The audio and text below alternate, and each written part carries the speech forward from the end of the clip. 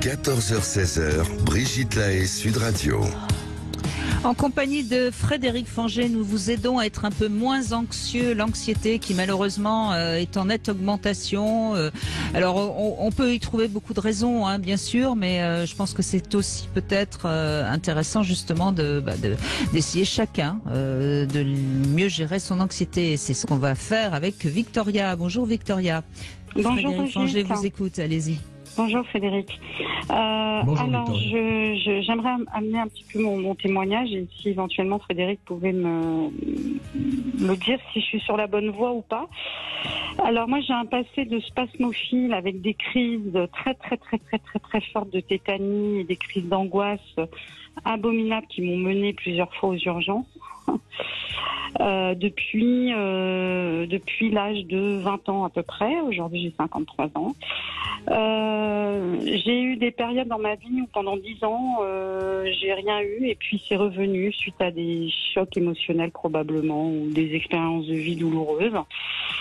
On va dire que en réalité, je pense que je suis hypersensible et j'ai comment vous expliquer, comme si j'arrivais à voir tous les dangers que la vie que la vie transporte en réalité. Donc partout où je suis, quoi que je fasse, où que je sois, c'est comme si j'avais besoin. Je vous donne un exemple très simple. Lorsque je suis au cinéma, par exemple, ça m'empêche pas de faire les choses. Je précise par contre. Enfin. Il y a certaines choses que je ne peux pas faire. Mais par exemple, aller au cinéma, ça pose pas de problème. Par contre, je vais tout de suite me mettre et me positionner par rapport aux issues de secours. Près de la sortie, oui. Voilà. Lorsque je suis dans un train, c'est pareil. Il faut que je sois côté couloir. C'est impossible d'être contre. Mais ça c'est bien parce que vous anticipez votre stress, enfin votre anxiété. C'est ce que disait Frédéric Fanget, au moins. Ah oui, mais alors c'est permanent. C'est-à-dire, je vais dans un magasin.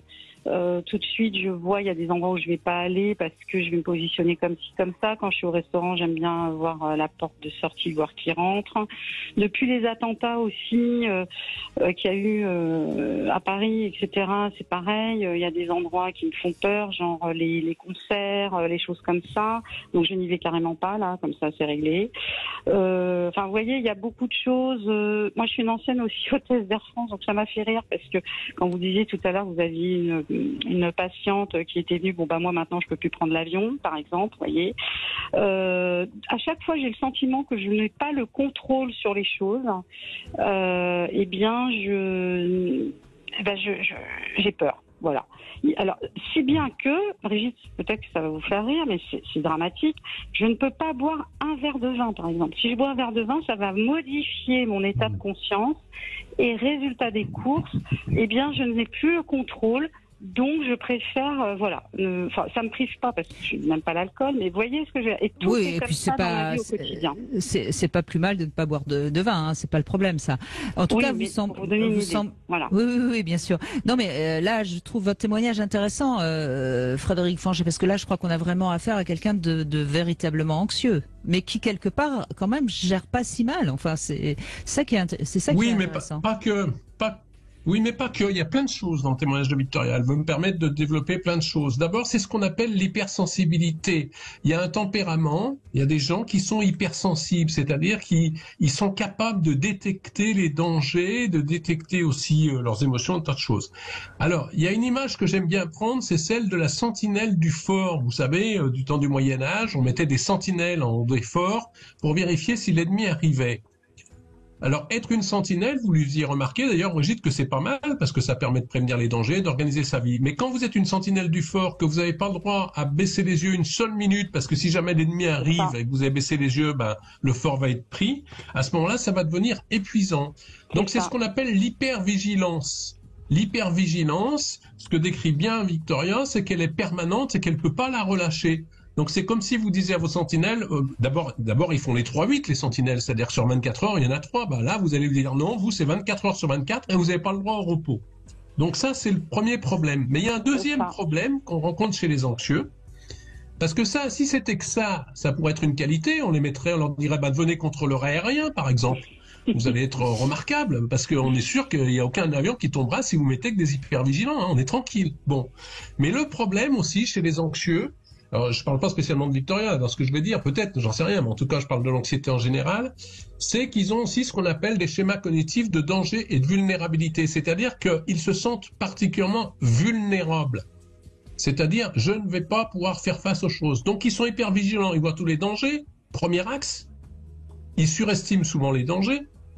Et deuxième axe, ils sous-estiment leur capacité à faire face. Ils ne se sentent pas capables de faire face. Donc, quand la crise aiguë d'angoisse, qu'on appelle l'attaque de panique, comme elle décrivait tout à l'heure, leur tombe sur la tête, vous savez, c'est le thème gaulois, ça nous tombe du ciel tout d'un coup, ils vont penser qu'ils ne peuvent pas faire face, et d'où ça va alimenter le cercle vicieux de la panique. Donc, en pratique, il est important que les hypersensibles et les hypervigilants sachent que ça se passe au niveau du tempérament, que c'est pas facile à modifier, qu'il faut donc accepter ce côté en prenant les bons côtés et en laissant les mauvais.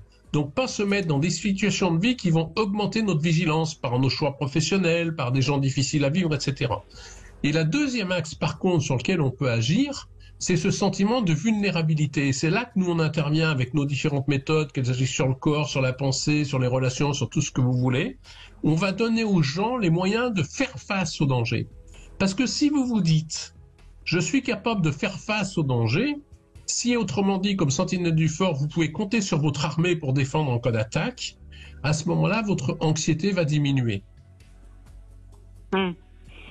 D'accord, mais il y a des choses. Alors, j'entends ce que vous me dites, hein, je comprends. Alors, moi, c'est ce que j'essaye de faire depuis des années, d'être dans l'acceptation. Alors, déjà, j'ai tout essayé au niveau des techniques qui sont proposées actuellement sur le marché. J'ai même essayé les anxiolytiques, pour tout vous dire, qui ne fonctionnent pas vraiment. Un peu, ça me calme au niveau des symptômes corporels, mais mes pensées sont toujours galopantes.